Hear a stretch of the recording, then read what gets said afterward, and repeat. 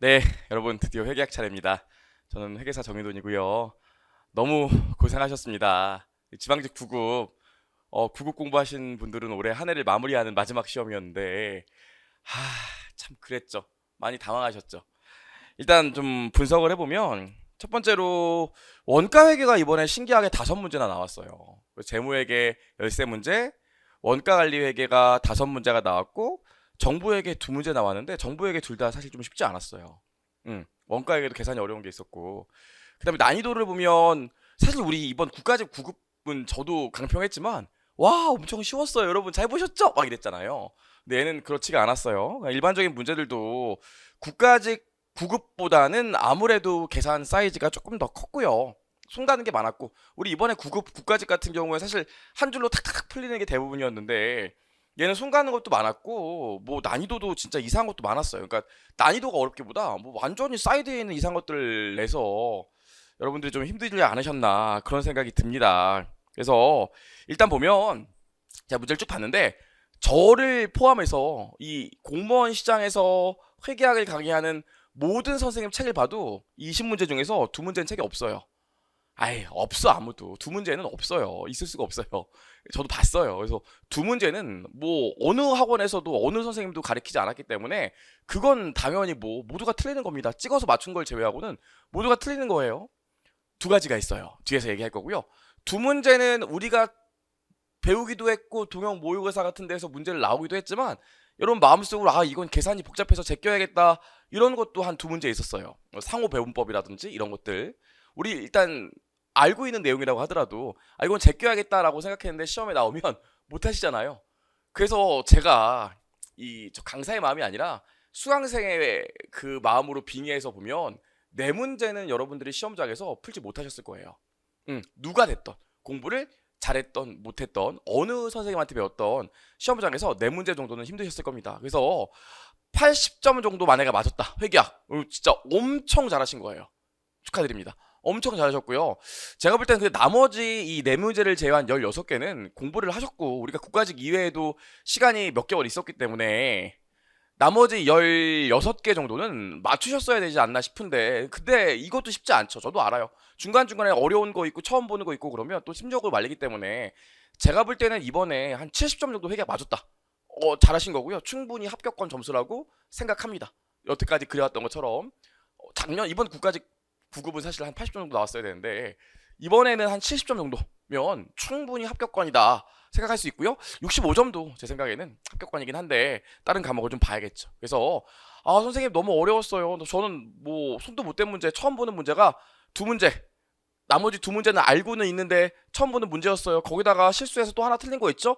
요 정도에서 5개 틀려서 75점 정도면 잘하신 겁니다. 합격권의 점수가 나오셨으니까 걱정 너무 안 하셔도 될 것 같아요. 그리고 이제 문제를 풀면서 얘기하겠지만 제가 이걸 그 출제된 문제를 쭉 보면서 무슨 생각을 좀 했냐면 출제하신 분이 이번에 시험 문제를 처음 내신 거 아닌가 이런 생각도 들었고 그게 아니라면 진짜 이 나쁜 새끼네 이런 생각을 많이 했어요. 출제위원분 걔를 좀 이따 보겠지만 그 13번 현물 배당은 회계사도 한 번도 안 나왔어요. 회계사 세무사 물론 제 회계사 세무사 책에 있고 대부분의 회계사 세무사를 가리키는 강사분 책에는 있지만 그 수업시간 안 가리켜. 회계사 1차, 2차 한 번도 안 나왔기 때문에 그런 걸 왜 내요? 본인 공부했나 보지? 그런 걸 왜 냅니까? 그리고 우리 정부에게 보시면 예규 나왔어요. 예규. 회계사 내니? 그러시면 안 돼요. 그러시면 안 됩니다. 학생들 진짜 열심히 어렵게 공부하는데 본인 알고 있는 거 사이드 지엽적인 거 내면 그게 문제를 잘 낸 것 같아요? 그건 그냥 그러시면 안 돼요. 아시겠죠? 수험생들 얼마나 속이 상한데 그러시면 안 됩니다. 자, 쓸데없는 얘기 했고요. 바로 들어가 볼게요. 1번의 유형자산 최초 측정인데 얘는 난이도가 하가 맞는 것 같아요. 여러분 아시죠? 이번에 우리 유일하게 회계에서 개정된 게 뭐였습니까? 유형자산을 취득할 때 시험 가동을 할 때 발생한 시제품의 매각 수익은 원래 취득 원가에서 차감했지만 이제는 어떻게 하죠? 별도의 당기손익 처리하죠? 그거 물어보려고 문제를 낸 거예요. 2번이죠. 그래서 옛날 같은 경우엔 2번 요금액도 유형자산의 원가에 가감해줘야 되지만 이제는 안 해도 돼. 그래서 우리 답은 몇 번입니까? 너무 쉽죠? 4번이죠. 4번 이게 뭔데? 복구원가잖아요. 복구원가. 당연히 맞추실 수 있을 것 같아요. 그래서 1번은 당연히 기분 좋게 맞추셨을 거고 2번은 회계 원리인데 회계 등식 문제죠. 재무상태표 모양만 정확히 그릴 수 있으면 되는데 사실 이거 하라고 놓고 싶었는데 중으로 놓은 이유가 뭐냐면 여러분 또 계산 더하기 빼기 약하잖아요. 그래서 놨지. 중으로 놨지. 사실 뭐 당연히 맞춰줘야 될 문제 중에 하나입니다. 그럼 이런 문제 같은 경우엔 마음 편안히 그냥 재무상태표 그려보면 되겠죠? 재무상태표 보시면 현금 자산이잖아. 2,000원 여기에요. 선수수익 부채죠. 800원 여기. 재고자산 자산이잖아. 3,000원 여기. 매입채무 부채잖아요. 여기. 자본금 자본이죠. 4,000원 여기. 매출채권 자산인데 매출채권 대손충당금 있네요. 그럼 순액으로 기재하면 2,200원 되겠죠. 2,500원에서 300원 빼니까 기장치 자산인데 감가상각 누계역 있네요. 순액으로 기재하면 얼마 나와요? 9,000원 나오게 되겠죠. 그럼 대차가 안 맞을 거예요. 그럼 대차가 뭐 때문에 맞아야 돼? 이익잉여금 때문에 맞아야 되잖아요. 그래서 계산하면 이익잉여금은 얼마? 9,900원 나오게 됩니다. 사실 이런 건 실수하시면 안 돼요. 근데 뭐 끝난 나무에 뭐 타박하고 싶지 않지는 않고요. 바로 봅시다. 문제 3번에 제품 보증 충당부채인데 아우 이것도 여러분 틀리시면 안 돼. 한 줄짜리 문제예요. 한 줄짜리 문제. 자 보시면 지금 500대 에어컨 판매 수량이 500대죠. 그리고 뭐 제품 보증 의무가 있어서 한 대당 50원의 비용이 발생할 것으로 예상했어요. 그럼 충당부채를 잡는 이유가 수익비용 대응이니까 500대 팔린 거에 대해서 총 50원이 올해 수익 비용 처리가 돼야 돼. 근데 실제로 비용 처리된 게 얼마예요? 실제로 현금 나가면서 비용 처리된 게 10,000원 있죠? 그럼 나머지는 실제 돈 안 나갔어도 비용 처리하고 반대쪽에 충당부채는 계정을 써야 되니까 충당부채 기말 장부 금액은 얼마 나오겠어요? 이렇게 계산하면 15,000원 나오게 되겠죠. 여기까지도 금방 하셨어야 돼. 이거 뭐 회계 처리하고 그럴 게 아니잖아요. 그죠? 가끔씩 강평하면 이런 거 궁금해 하시는 분들 많더라고요. 아 이거 진짜 난 식 푸는데 시간 정말 오래 걸렸는데 강사 얘네들은 정말 시간 내에 이걸 풀 수 있을까? 라고 물어보시는 분이 있는데 이렇게 풀면 시간 내에 풀 수 있어요. 실제로 지금 계속 얘기하지만 지금 강평을 보시고 아 내가 이거 틀렸네 보는 것도 좋지만 지금 요 문제 같은 경우에도 제가 쓴 거보다 내가 몇 개를 더 썼어. 회계 처리 같은 것도 하고 막 이상하게 찌끄리고 그랬대. 그러면 다음번에 만약에 계속 공부를 하실 생각이면 다음번에 여러분이 공부 방법을 좀 바꿔보는 것도 좋지 않을까 싶어요. 그렇고요. 4번 보겠습니다. 4번 매출총 이익률법인데 사실 매출총 이익률법 이런 거 틀리면 안 되죠. 근데 이것도 중문제로 놓은 이유가 뭐냐면 여기까지 여러 가지 고려사항들이 좀 있었기 때문에 마음이 좀 떨리고 앞에서 좀 시간 말리고 이런 분들은 많이 더하기 빼기를 잘못하지 않았을까 이런 생각이 들어서 중으로 놨습니다. 사실은 중이 아닌데 계산이 복잡하니까요. 자 보시면 매출총 이익률 25% 나와 있고 기말 재고자산 추정액 물어봤어요. 자 그럼 재고자산 티계정 그냥 그려보면 되는 거 아닙니까? 티계정 그려보면 기초재고가 18,000원 있고요. 매입 볼게요. 매입 보면 총 매입액에서 매입 환출 빼주셔야 되고 매입 할인 빼주셔야 되고 매입 운임은 더해 주셔야 되죠. 그럼 순 매입액 얼마 나와요? 132,000원 나오고요. 매출 어떻게 돼요? 총 매출액 215,000원인데 매출 애누리 빼주시고 매출 환입 빼주셔야 되잖아요. 그러면 순 매입액이 얼마 나오냐면 18만원 나오게 됩니다. 근데 매출총 이익률이 얼마래요? 아까 문제 본 게 25%죠? 매출총 이익률이 25%니까 매출 원가는 어떻게 돼요? 여기다가 1-25% 곱해주면 되는 거 아니겠습니까? 그럼 매출 원가 얼마 나와요? 매출 원가가 135,000원 나오게 됩니다. 이렇게 해서 대차를 맞추면 기말 재고자산 추정액 얼마? 15,000원이요. 실제 시험도 딱 요 정도 쓰는 거예요. 요 정도. 야 너는 이거 암산한 거니? 아니 실제 시험이었으면 제가 여기다 바로 더하기 빼기 했겠죠. 실제 시험이었으면 요 정도 쓰고 넘어가실 거예요. 여기까지 봤고요. 5번이요. 표준원가. 표준원가. 난이도를 중으로 난 이유는 표준원가 치고는 문제 자체의 난이도가 쉬웠지만 여러분들 표준원가 진짜 많이 못해 하시잖아요. 그래서 여러분 나온 김에 자꾸 제가 이런 얘기하면 그런데 내년에 이번에 혹시나 아쉽게 안 돼서 되신 분들이야 뭐 지금 이거 안 보시고 이미 술 드시러 가셨을 거 아닙니까? 그 혹시 안 되시거나 점수가 좀 부족하다고 느끼시는 분들이 있거나 회계가 점수가 안 좋은 분들이 있으면 여러분 말씀드리고 싶은 게 뭐냐면 그래요. 이번 지방직 9급 좀 지엽적으로 나왔어요. 몇 개, 2개 정도는 처음 보는 거 나왔어요. 내가 그것 때문에 떨어진 건 아니라고요. 여러분, 그 지엽적인 거 다음에 시험 본다고 또 그거 공부해? 저는 올해 나오는 것 중에 2문제는 내년에도 가르칠 생각이 없어요. 그런 것 때문에 떨어진 게 아니라 그냥 평소에 이런 표준원가 같은 경우에도 내가 이거 표준원가 어렵다고 생각하고 잘 안 되니까 나온다고 해도 그냥 제끼는 분들이 분명히 있다고요. 그러시면 안 돼. 그래서 제가 늘 말씀드리지만 어느 강사한테 수업을 듣던요, 저한테 듣던, 딴 분한테 듣던, 어떤 분한테 듣던, 강사가 이건 꼭 아셔야 돼요 얘기했던 것들은 본인이 제끼시면 안 돼요. 거기서 또 내가 제끼고 그러면 당연히 꽈락이 나요. 점수가 안 나올 수밖에 없어요. 아시겠죠 여러분? 지엽적인 걸 하라는 게 아니라 그 수업을 듣는 선생님이 하라고 했던 것들은 꼭 하셔야 돼요. 그럼 표준원가 보면 문제 보시죠. AQ, AP, 여기 뭡니까? AQ, SP, SQ, SP죠? 보시면 실제 발생한 노무원가가 36만 4,800원이고요. 요게 뭡니까? 능률 차이. 요게 뭐예요? 요게 임률 차이. 아이고 죄송해요. 요게 임률 차이, 요게 능률 차이죠. 그럼 어떻게 하면 돼? 지금 능률 차이 보면 14,800원 유리잖아요. 그럼 여기보다 요게 14,800원 많다는 거고, 임률 차이는 불리하니까 이거보다 이게 많다는 거잖아요. 이게 더 많다는 거잖아요. 그럼 마이너스 9,600원 해주시면 되겠죠. 그럼 여기서 얘 빼주고 얘 더해주면 요 금액이 나올 겁니다. 계산하면 요 금액이 얼마 나와요? 37만 원이 나오게 돼요. 너무 문제를 간단하게 낸 게, 문제에서 뭘 줬습니까? 표준 직접 노동 시간을 줬잖아요. 그게 1000시간이래요. 그럼 당연히 역산하면 SP는 370원 나오게 되겠죠. 여기까지 봤고요. 넘겨보겠습니다. 보시면 이 매출총 이익률법이 문제 6번에 나왔는데, 이거를 저는 왜 내는, 매출총 이익률법을 왜 2개 냈을까? 본인은 출제위원은 이걸 현금 흐름표 파트라고 생각하고 낸 것 같은데, 충분히 매출총 이익률법 논리로 풀 수 있잖아요. 그 중입니다. 난이도는 일단 보시면 이건 똑같아요. 또 티계정을 한번 그려보면 될 것 같은데, 티계정을 그려봅시다. 자, 재고재산 티계정을 그려보면 기초에 2,000원, 기말에 얼마 있어요? 1,000원이요. 매출이 7,500원이래요. 그럼 여기 7,500원이 있으니까 매출 원가로 보내줘야 될 거 아닙니까?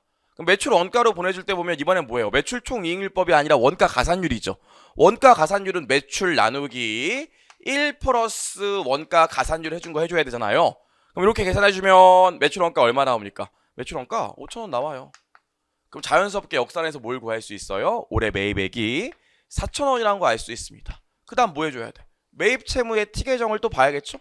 실제 시험이면 이렇게 가는 거예요. 그럼 기초 매입 채무가 얼마예요? 500원. 문제에 특별한 언급이 없으니까 요게 다 외상 매입으로 봐야겠죠? 그럼 올해 외상 매입으로 매입 채무가 증가하는 금액이 얼마? 4,000원. 근데 기말 매입 채무가 얼마 있대요? 3,000원. 그럼 나머지 빵꾸난 여기가 있겠죠. 대차가 맞아야 되는데 얼마 빵꾸났어요? 1,500원 빵꾸났죠. 요 1,500원 빵꾸난 게 뭐겠어요? 매입채무 지급액이겠죠. 그렇죠? 어렵지 않아요. 사실 요 정도만 그리면 되기 때문에. 여기까지 봤고요. 7번 보겠습니다. 1번 1,500원이 답이고요. 계산하시면 7번 보시면 CWP 나와 있는데 꾸러미법이죠. 이거 저희 그래도 우리 동영 모의고사 같이 해커스에서 하신 분들은 꾸러미법은 제가 많이 냈잖아요, 문제에서. 그쵸? 그거 중이라고 했지만 뭐 제 동영 모의고사 안 보시거나 이런 것들을 보시면 꾸러미법 CVP 좀 어려워하시니까 힘들지 않으셨을까 해서 중으로 놨는데, 문제 자체는 그렇게 어렵지가 않아요. 보시면 A와 B가 있는데 제품 A 제품 한 단위당 공원이익이 300원이고요. B 제품 한 단위당 공원이익이 100이에요. 우리 조합 보면 어떻게 되는데? 한 꾸러미를 3단위, 2단위로 판다는 거 아니겠어요? 그럼 한 꾸러미당 공원이익이 지금 얼마입니까? 계산하면 이거 300원이 아니라 200원이죠. 라이브의 묘미죠? 실수? 자, 그럼 우리 보시면 얼마 나와요? 꾸러미당 공원이익이, 계산하면 꾸러미당 공원이익이 800원 나옵니다. 그럼 꾸러미당 공원이익이 800원이고 꾸러미 판매 개수를 Q라고 하면 고정제조 원가가 간접 원가가 60만 원 있고요. 고정 판매 관리비가 36만 원 있으니까 고정비가 96만 원 있는 거 아니겠습니다. 손익분기점의 판매량을 물어봤으니까 손익분기점이면 요게 0 나와야겠죠. 역산하면 얼마 나올까? 그럼 계산하면요. 요게 얼마 나오냐면 1200단이 나와요. 꾸러미로 1200개 팔려야 된대. 근데 한 꾸러미당 A는 몇 개 있어요? 3개 있으니까 A는 3600원. B는 어떻게 돼요? 한 꾸러미당 2개 있으니까 3600개, 2400개. 괜찮을까요? 여기까지요. 봤고요. 문제 이제 8번 보겠습니다. 재무제표 표시공시 나왔는데 중으로 한 이유가 뭐냐면 이상하게 요즘 말 문제를 보면 9급인데도 불구하고 계속 말 문제가 길어지고 있는 추세예요. 그래서 이 말 문제를 여러분이 말 문제를 공부하려면 무슨 그 요약집 같은 거 말 문제 대비하는 책 있다고 그거 막 읽고 외우고 그러는데 효과 없다니까요.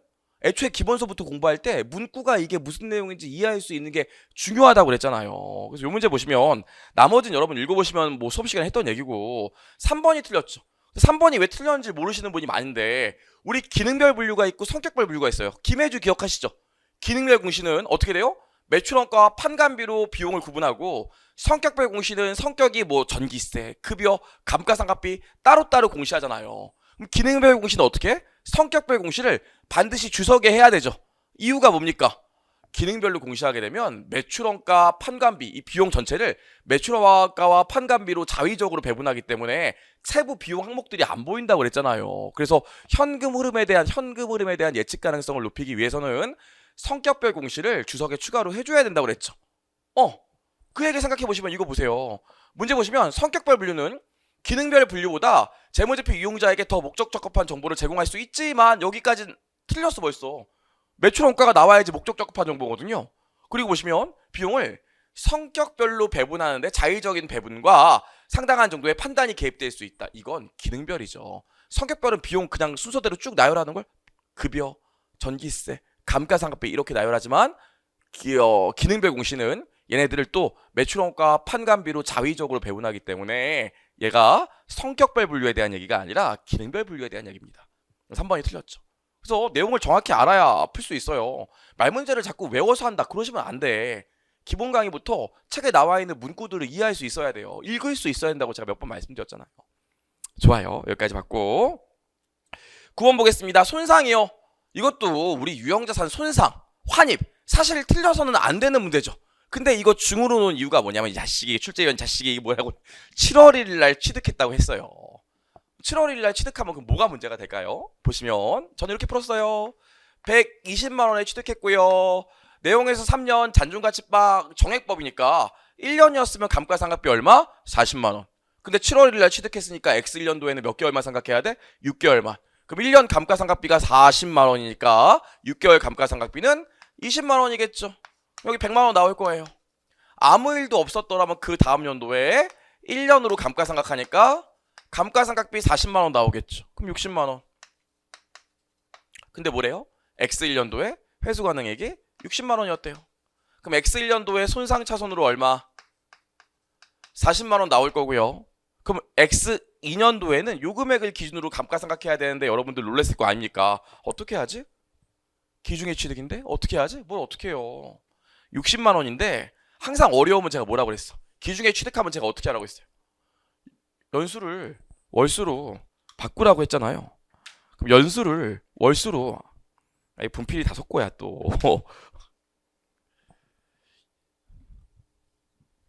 연수를 월수로 바꾸면 쉽게 할 수 있다고 그랬다고요.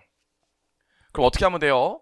60만 원 곱하기 3년이면 36개월이죠. 근데 X 1년도에 몇 개월 지났어요? 이미 6개월 지났으니까 30개월 남은 거겠지.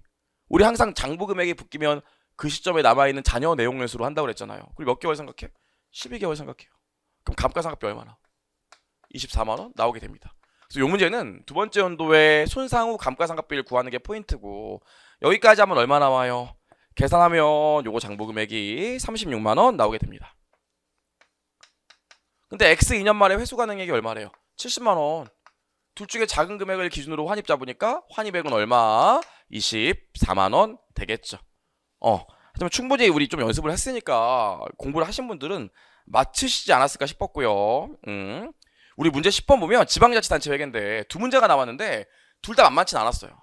근데 좀 이따 뒤에 나올 건 예규가 나와서 그건 진짜 출제위원이 진짜 곤장 맞아야 되는 거고, 10번은 약간 지엽적이긴 하지만 맞출 수 있어요. 우리 지방자치단체 회계에서 작년에 개정된 게 뭡니까? 정책의 변경을 쓰게 되면 이제 소급법을 적용한다는 거죠. 하지만 추정의 변경을 쓰면 여전히 뭐 있어요? 전진법을 써요.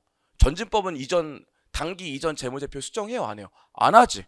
그럼 여기 문제 보시면 이번에 이런 게 딱 나와 있어요. 추정의 변경을 했는데 변경 이전의 재무제표를 다 수정한대.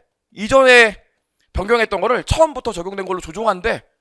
이거 무슨 소리예요? 소급법 쓴다는 소리예요. 추정의 변경은 전진법 쓰는데 어떻게 소급법을 써요? 그래서 이번이 틀렸죠. 사실 이거는 정부에게 모르더라도 요 문구 우리 회계 변경 및 오류 수정 재무회계에서 공부한 내용으로도 충분히 해결할 수 있는데 사실 어려웠을 거라고 생각하십니다. 그렇죠? 하지만 여기까지는 뭐 할 수 있으셔야 될 것 같아요. 봤고요. 나머지는 여러분 읽어보시고 11번 주당이 그래도 요거 간만에 아주 쉬운 문제 나왔습니다. 그렇죠? 근데 이미 좀 많이 힘드셨기 때문에 11번을 잘 푸셨을까는 모르겠는데 11번은 아주 쉬운 문제였죠. 주당이 문제가 나왔고요. 우리 이거 어떻게 하면 돼요? 그림 그려서 하면 되지? 1월 1일부터 12월 31일까지인데 봐봐. 기초에 6천주 있었고요. 7월 1일날 무상증자 있었습니다. 우리 어떻게 돼? 무상증자, 주식배당, 주식분할, 주식병합은 그날 있었던 그 행위가 이뤄진 날 앞에 있던 주식들한테 비율만큼 증가시켜준다고 그랬지. 근데 얘는 주식수를 줬기 때문에 그냥 기초부터 6천주가 아니라 6,500주 있었던 걸로 보면 돼요. 이게 12개월 가는 거라고요. 그리고 뭐 있어요? 9월 1일날 유상주자 900주 했대. 그럼 그날부터 세주면 되겠죠? 9월 1일부터니까 9, 10, 11, 12. 12분의 4 하면 되겠죠. 그럼 어떻게 돼? 곱하고 더해주면 뭐가 나올까요? 가중평균 유통보통 주식수가 나오겠죠. 굉장히 쉬운 문제였어요. 이 정도는. 계산하면 답은 네 6,800주 나올 겁니다. 이 정도는 맞추셨어야 되고요. 선생님 그럼 지금 1번부터 11번까지 하셨는데 여기서 제가 틀렸어야 되는 문제나 틀려도 되는 문제는 뭘까요? 솔직히 말씀드려도 돼요? 아직까지는 없어요. 아직까지는 없어요. 12번이 조금 껄끄러울 수 있으셨을 것 같은데 여기까지는 없고요. 넘겨보시면 원가의 배분이요 중 이거 문제도 저희 동영모의고사에서 비슷한 문제 한번 풀어봤던 것 같은데 이거 그냥 왕티 그리면 되는 문제잖아요. 왕티계죠. 보시면 네 이렇게 나와 있고요. 이렇게 나와 있고 매출원가 물어봤어요. 그럼 우리 이거 어떻게 하면 됩니까?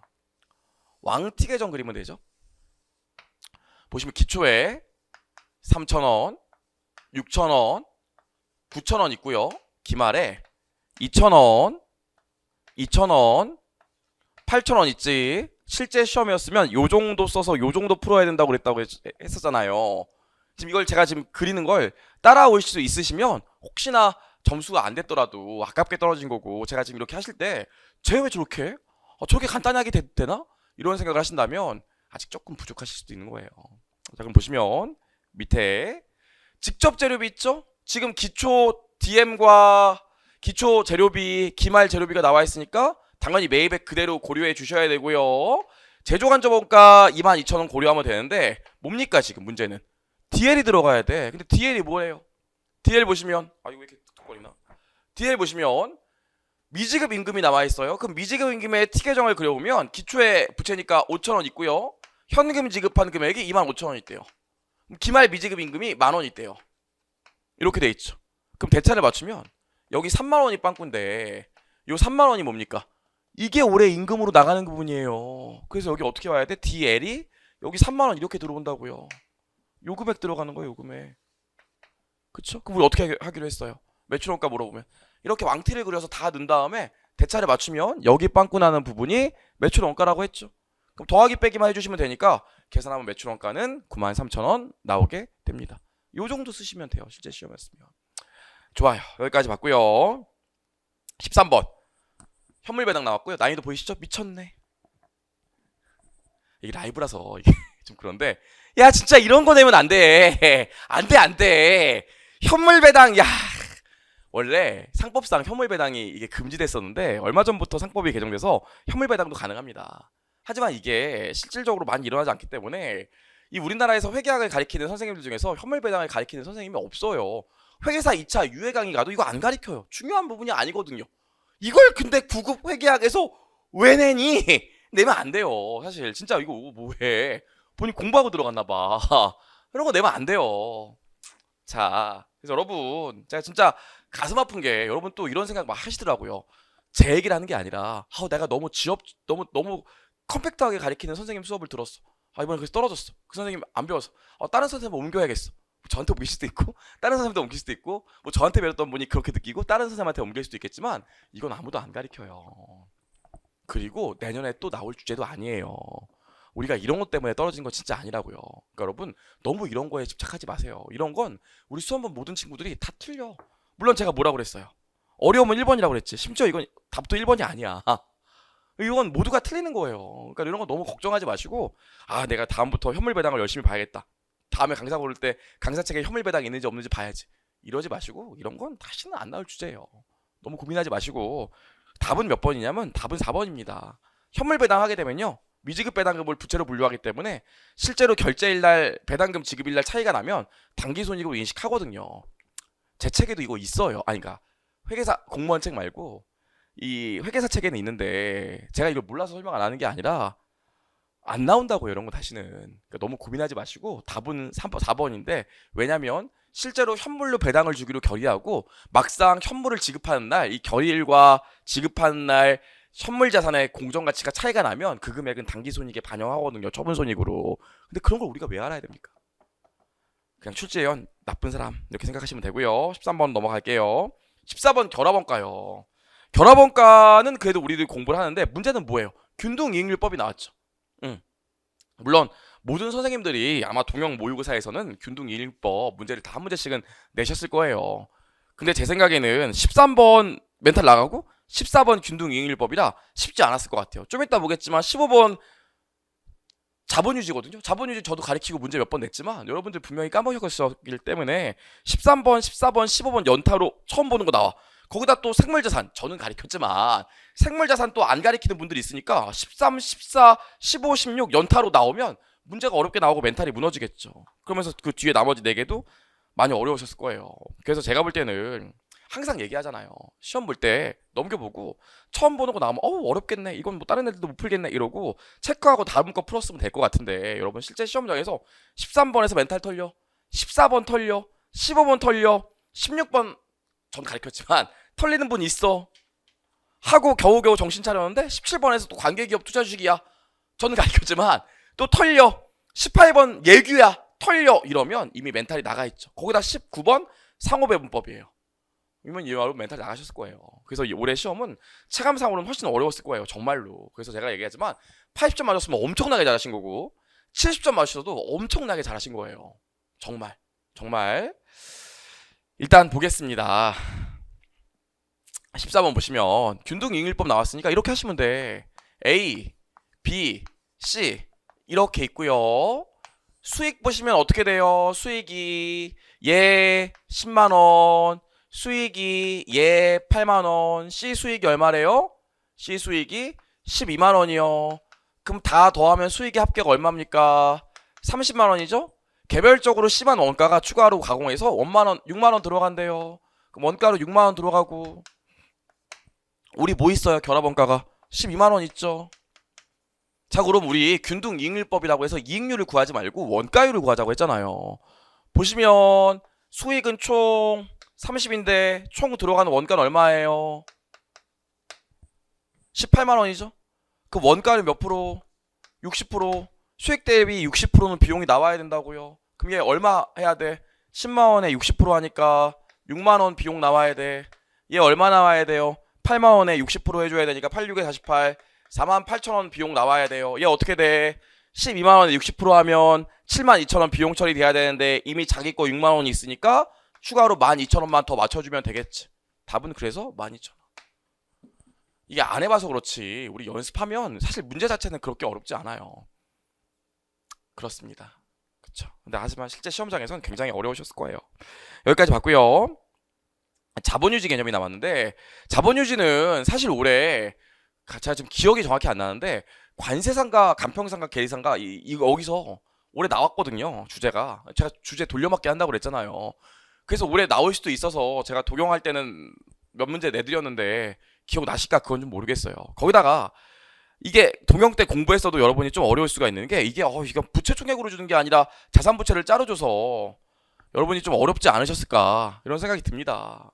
개인적으로 저는 여러분이 틀렸어야 되는 문제, 틀려도 되는 문제 보면 13, 15, 18, 19는 사실 틀려도 좀 지장이 없어요.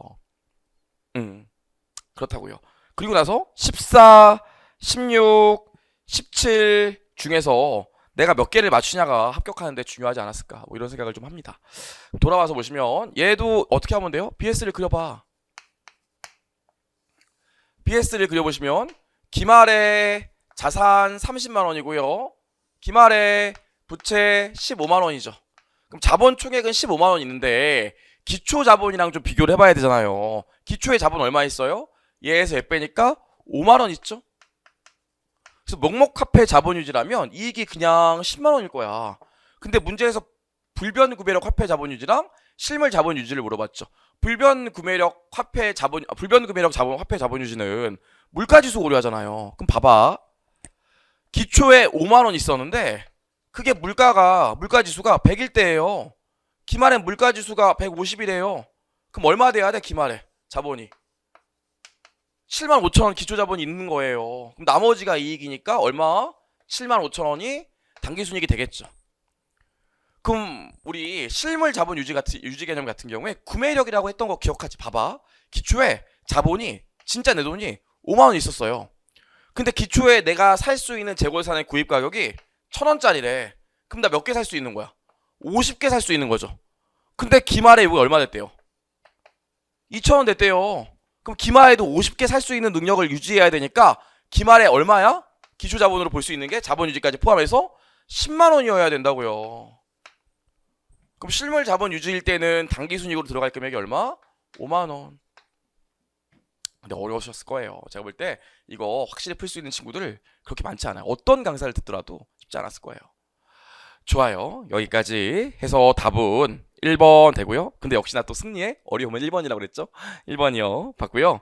16번인데 생물자산을 좀 보셨으면 하실 수 있지 않을까 싶은데 좀 어려우셨겠죠. 나머지는 보시면 되는데 3번이 틀렸어요. 기억나는지 모르겠지만 제가 옛날에 수업 시간에 그 우유소 얘기하고 코아트 얘기했었죠.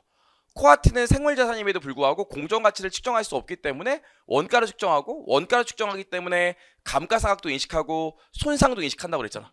근데 기억나요? 기본적으로 생물자산은 공정가치, 순공정가치로 측정으로 하는 걸 원칙으로 하기 때문에 공정가치를 모를 때만 원가를 측정하는 거고 공정가치를 알면 원가에서 다시 공정가치로 간다고요. 문제 보시면 원가로 측정하는 애들은 공정가치를 알아도 계속 원가로 측정한대. 아니에요. 중간에 공정가치를 알게 되면 순공정가치로 측정하게 됩니다. 그래서 3번이 틀렸죠. 이게 또 좀 어려웠을 것 같아요. 알고 있습니다. 저한테 배웠던, 남한테 배웠던 좀 어려웠을 것 같아요. 여러분들 좋아요. 그래서 아무튼 제 생각에는 합격권으로 나오시려면 앞에는 여기까지는 다 맞고 14, 15, 18, 19 틀리고 14, 16, 17 3개를 얼마나 잘 맞추냐가 좀 승부처가 됐을 것 같은데 제 생각에는 14번은 맞으셨어야 돼. 그리고 넘겨보시면 17번 있는데 17번도 맞추셨어야 돼요. 관계기업 투자식은 사실 세무직 하는 친구들은 선생님들 다 가르치잖아요. 저도 가르쳤는데. 그래서 요건 사실 문제도 간단하게 나왔기 때문에 17번은 맞추셨어야 되는데 이런 생각이 좀 듭니다. 그럼 17번 보시면 관계기업 투자식 나와 있는데 이거 어떻게 하면 돼요? 그림 그리면 되죠? 그림 그려보시면 첫 번째로 내가 관계기업을 취득할 때 전체 1000주 중에서 30%에 해당한대. 그러면 300주 사는데 주당 2,000원씩 냈다는 거 아닙니까? 그럼 최초로 관계기업을 취득할 때 장부금액은 60만 원이었을 거예요. 근데 주당 현금 배당을 줬대. 어떻게 해요? 그럼 나 300주 있는데 주당 50원씩 현금 배당 받겠지. 지분법을 적용하는 경우에 현금 배당은 투자금의 반환으로 보기 때문에 장부금액에서 차감하잖아요. 그 다음 뭐 해줘야 돼? 관계기업의 당기손익 중에서 내 지분율만큼 땡겨와서 지분법이 관계기업 투자주식으로 잡죠. 근데 뭐야 이런 젠장. 지분 당기 손실이에요. 손실 20만원 손실이에요. 그러면 마이너스 해줘야 되는데 내 지분율 몇 프로? 30%.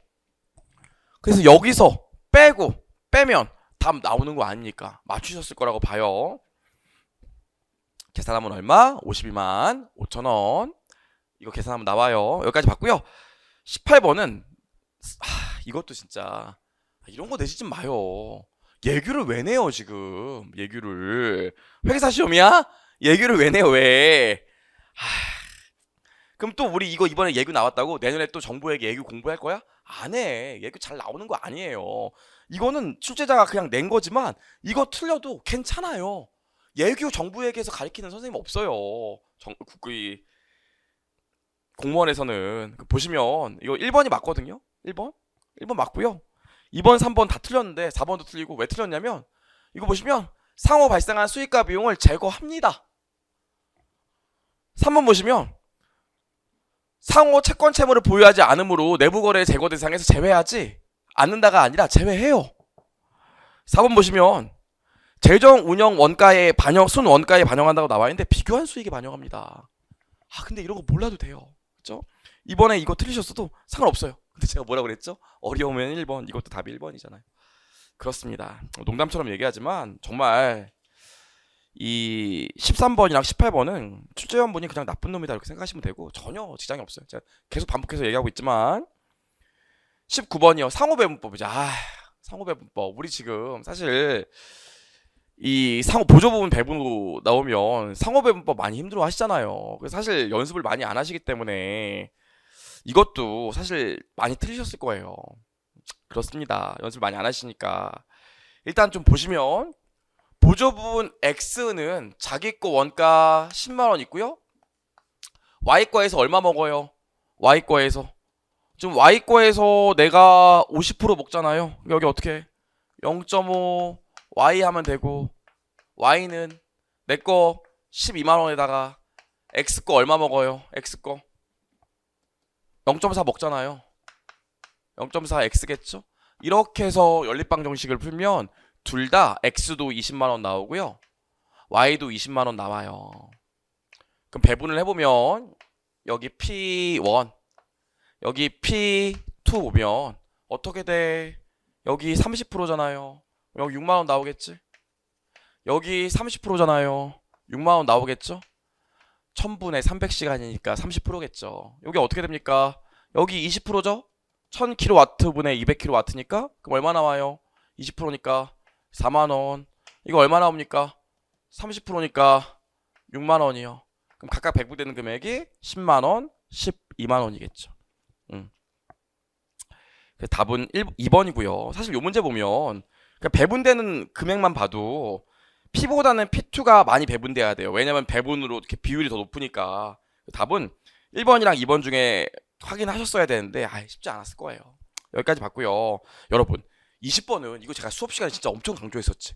진짜로. 사용원가나 이행원가 같은 경우에는 측정 시점의 거래원가는 고려하지 않지만 사용가치 같은 경우에 요 자산을 사용해서 요렇게 돈을 벌고 나중에 자산을 다 사용한 다음에 처분한대.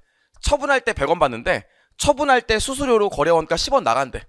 그럼 이것까지는 고려해서 현재가치 평가한 게 사용가치라고 그랬잖아요. 그래서 자산을 처분할 때 발생하는 거래원가는 현금 흐름에 포함시킨다. 이거 제가 옛날에 노래 불렀어요. 정말. 그래서 답이 4번인 거 하실 수 있었을 것 같아요. 20번은 당연히 맞추셨어야 되는데 계속 얘기하지만 문제가 콤보로 어려운 게 연속해서 4-5개 나오기 때문에 여러분들 멘탈 나가서 쉽지 않으셨을까 이런 생각을 합니다. 어렵지 않으셨을까 이런 생각을 해요. 개인적으로는 여러분 너무 고생하셨는데 이 지방직 회계 문제가 나이스하게 안 나와서 저도 좀 속이 많이 상합니다. 너무 고생하셨고요. 근데 정말 9급 준비하시는 분은 올해 농사가 끝났죠. 합격하실 것 같은 분들은 정말 축하드리고요. 아쉽게 떨어지셨던 분들은 그만 좌절하시고 계속 공무원 공부를 하실 거라면 한 일주일 정도만 쉬시고 다시 준비를 하시는 게 어떨까 이런 생각 하십니다. 이렇게 생각이 들어요. 아무튼 너무 고생하셨고요. 여러분 문제가 이렇게 어렵게 나올 때도 정말 있는데 이 내가 안 봤던 단원들에서 나와서 틀린 거를 속상해하는 것보다 내가 알았던 단원에서 틀린 것들을 속상해하시고 그런 걸 보완해 가는 과정을 거치시는 게 더 중요할 것 같아요. 아무튼 너무 고생하셨고요. 정말 1년 동안 수고하셨습니다. 네, 여기까지 강평 마치도록 하겠습니다. 수고하셨습니다.